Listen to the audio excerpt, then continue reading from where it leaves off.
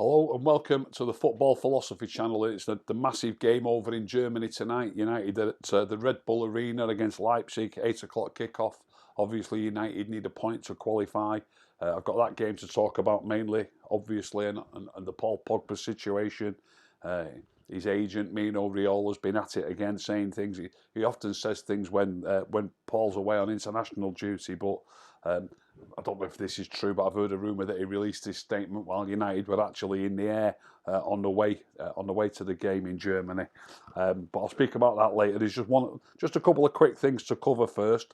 First of all, United slipped a place in the table last night in the Premier League. They were fifth and they slipped to sixth after Southampton had a 2-1 win away at Brighton. I watched that game. Let's be honest, I'm not watching that game hoping for Southampton to drop points. I'm really not. If we can't, no disrespect to Southampton, but we are Man United, and most of the people watching this are probably Man United supporters. If we can't finish above Southampton by the end of the season, we don't deserve to be in the top four, which I think is. I mean, obviously, some people are still harbouring hopes of us even mounting a title challenge, and I don't think that's impossible.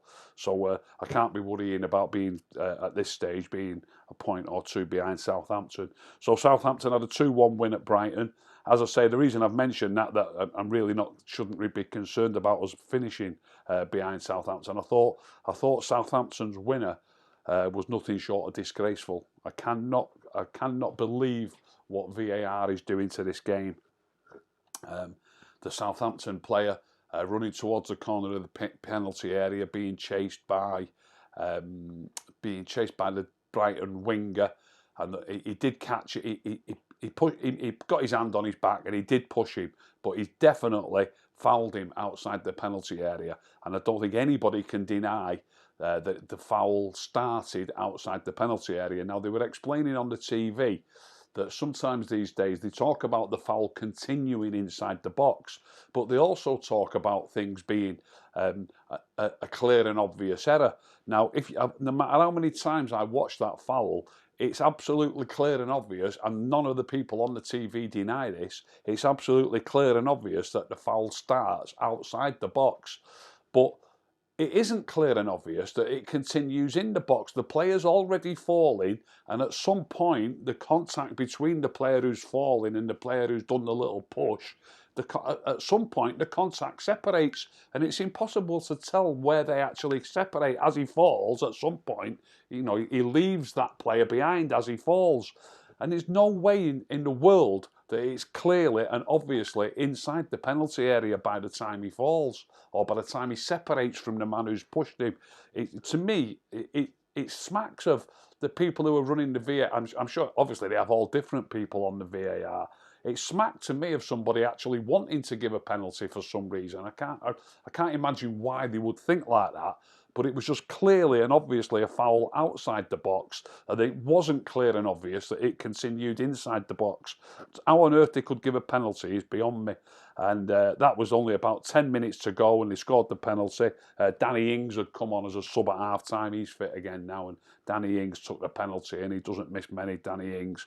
So Southampton won 2-1. I've got to mention Graham Potter, the Brighton manager. I've said a couple of times before what a great job he's doing there on such a small budget. But the reason I want to give him credit on this occasion, I could not believe how calm he was after the game. I mean, he may have been fuming on the inside, but he didn't make that obvious. I wouldn't have been able to hold back if I was the manager of that team yesterday. And all Graham Potter said, look, we've got VAR for a reason, and they've used it, and they've decided it's a penalty, and that's that. If that was me, I'd have been blowing my top. So well done, Graham Potter, for that. But yeah, absolutely staggering result. Result that they give a penalty. Overall, Southampton were easily the better side. Yeah, I'll just touch on that actually. We've made Southampton look pretty ordinary, particularly in the second half. Obviously, last week after being 2-0 down, and I've watched Brighton a couple of times this season. It's just a funny old game. Brighton got a point off Liverpool. They were unlucky not to lose to us. They should have beaten us, really. I saw them play at Newcastle. They looked really good. They won 3-0.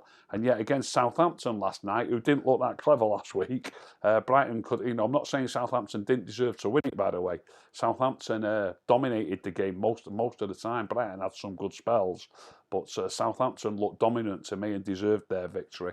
So Southampton have moved into 5th. United are now 6th in the Premier League this morning.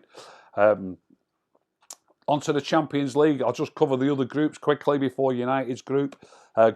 4 groups finished tonight, so we'll find out who's through in 4 different groups. There's only a couple of things in the balance, to be honest. In Group F, Dortmund are already through, and tonight Lazio are at home to Bruges. That's a 5 to 6 kickoff. It's live on BT Sport. I'll probably keep my eye on that one. Certainly, while it's interesting, I'll keep my eye on it.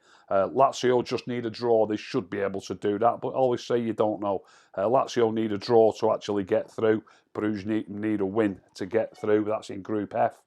In Group G, the teams that are through are already through. That's Barcelona and Juventus, but they play each other at the Nou Camp tonight, and Barca need a point to win the group. Juventus need a win to win the group. And in group, but they're both through, obviously, Barcelona and Juventus. And in Group A, it's already decided. Chelsea have got a game tonight, but they've already won the group, and Sevilla are already second in the group. So there's only the Lazio and the Bruges game, apart from United's group, where it's in the balance. Our group, right, let's get to our group. Group H tonight, PSG are at home to Başakşehir. PSG will get through if they beat Başakşehir. We can't do anything about that. They've got a better head-to-head than United. They've got a better head-to-head against Leipzig as well. So if PSG win at home to Başakşehir, which you would expect, obviously that leaves just one place available to be fought for. Which is obviously the place that we're looking for. We need to avoid defeat away tonight in Germany. What sort of team is he going to go with? There's lots of stuff going on. Obviously, Paul Pogba, again, he's in the news. People often defend Paul Pogba, obviously mostly United supporters. I'm pretty sure Pogba has got a fan base of his own as well, that some people are maybe not even United supporters. He's such a famous player around the world. But to me, it's just one too far. It's what's gone on with the comments of Mino Raiola that came out yesterday are just absolutely unbelievable, really. I heard what Jamie Carragher said on Monday Night Football, and it's really difficult not to agree with him. Jamie Carragher said that Pogba and Raiola, his agent, they must be in touch with each other on a day-to-day basis. They're probably really close friends. He can't believe, Jamie Carragher said, that Pogba didn't know that he was going to release this statement. So obviously Pogba must have sanctioned it, really. But if he didn't sanction it, and it must be right, this, if he didn't sanction it, surely, if he said to say something like that without you sanctioning it, surely you'd be sacking your agent and getting a new agent, wouldn't you? If you were completely settled and didn't want this to be said, you'd have to sack your agent. So I don't see that happening. So I can only agree with Jamie Carragher in as much that Pogba must have knew this statement was going to come out. So where does that leave him for tonight's game? I can't see Ole picking him tonight. I really can't. And Pogba did okay in the holding role. Obviously, Fred's suspended tonight. He didn't. I was surprised Fred didn't play at West Ham. I often think to myself, if you've got a player who's holding his place down, if you think about Anthony Martial, for example, when Martial was suspended in the Premier League the other week, he still played each and every Champions League game in between the Premier League games. So, and he was seemed to be an automatic start in the team. Probably still does. Obviously, he's injured tonight, Anthony Martial. But Fred, to me, seemed to be an automatic starter in the team. He seems to be one of the first names on the team sheet. So I would have thought he automatically would have started at West Ham. just because he can play against West Ham. So we've had to use players against West Ham then who may have got injured and may then have been missing for the Tuesday night game. So I thought that was a little bit strange, really. I did mention on my show yesterday that Ollie mentioned that he wanted to go with taller players against West Ham's tall midfield players. Declan Rice is 6'1" and Souček 6'3". As I've already said, that surprised me. I'll mention it again for anyone who didn't see it yesterday. What surprised me about that was, well, first of all, we've obviously played against tall midfield players before, but that's not the main point. The main point to me, for Ollie to have said that, he's obviously inferring that West Ham's tall midfield players have got an advantage over Fred. That was the reason he said that Fred didn't play in that game. But if he thinks the tall players have got an advantage over Fred, so we used our tall players to nullify their tall players, does that not also mean that our tall players have got an advantage when we're playing against teams that have got shorter players? So to me, it just doesn't make sense. The logic from that to me means our tall players are better playing against tall players, but also have got an advantage against smaller players, because by definition, that's what Ollie's actually saying. I think so. I was shocked in more ways than one that Fred didn't play on Saturday, but obviously he's not available for tonight. He's suspended tonight. But now with what's happened with Pogba, I don't see Pogba playing either. I think his position is fast becoming untenable, really, at United, because this is happening all too often. I've heard once or twice, like after the international break, the last international break, he played a couple of full games for France. Again, his agent was out saying stuff during that period. I think Pogba was even reported as saying something about being unsettled while he was playing for France last time. And lo and behold, he came back from that international break and was reported to have an ankle injury. And I smelt a rat. I don't know. Look, I don't know if it's true. And maybe I might be barking up the wrong tree, but I thought to myself, it seemed a bit strange. He didn't come off injured. Then all this stuff has come out, and suddenly he's got an ankle injury and he can't play. I smelt a rat. I didn't fancy it was perfectly true that he was injured. I think they just didn't want him around the place. That's what I thought. I might be wrong, but that now tonight we've got all this. Will he want to pick him in the team? Will his teammates be unsettled with him, saying that he's unsettled and he wants to leave, or his agent saying that? So I don't see Pogba playing tonight. So what does that leave us with? Obviously, Fred's suspended. Pogba played in Fred's place at the weekend. I think to me, surely Matic has got to come in. I've gone on record many times saying that I think McTominay and Matic is our best pairing. I've always said, it's a bit of a strange one really, in that Ollie's talked about height at the weekend, but I've always said that if you've got players who are of a similar standing or a similar ability, that the big ones have got an advantage. I've always said that, and that's why anybody who's watched me regularly on the United stand will know that I've said it many occasions. McTominay's played plenty of times with Fred.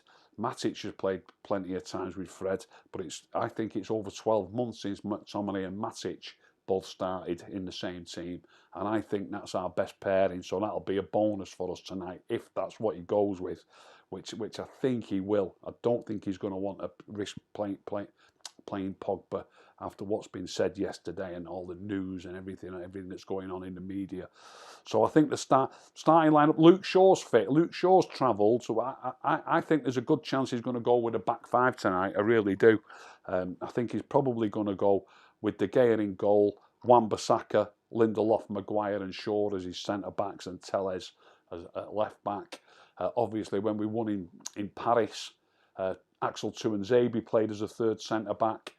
Wouldn't actually surprise me to see Tuanzebe play and Luke Shaw to be on the bench if he thinks he might break down. But, you know, he's obviously trained fully. He's obviously said he's fit to travel and fit to play. I don't think they'd take him if he wouldn't. So my guess would be, it wouldn't surprise me to see Tuanzebe, but my guess would be Luke Shaw. So I'm going with De Gea in goal, Wan-Bissaka, Lindelof, Maguire, Shaw and Telles at the back.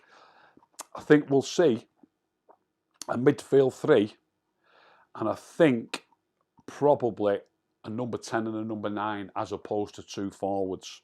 I think we'll see a midfield three tonight of Van der Beek, McTominay and Matic, with Bruno just in front and then Rashford in front of Bruno as a lone striker.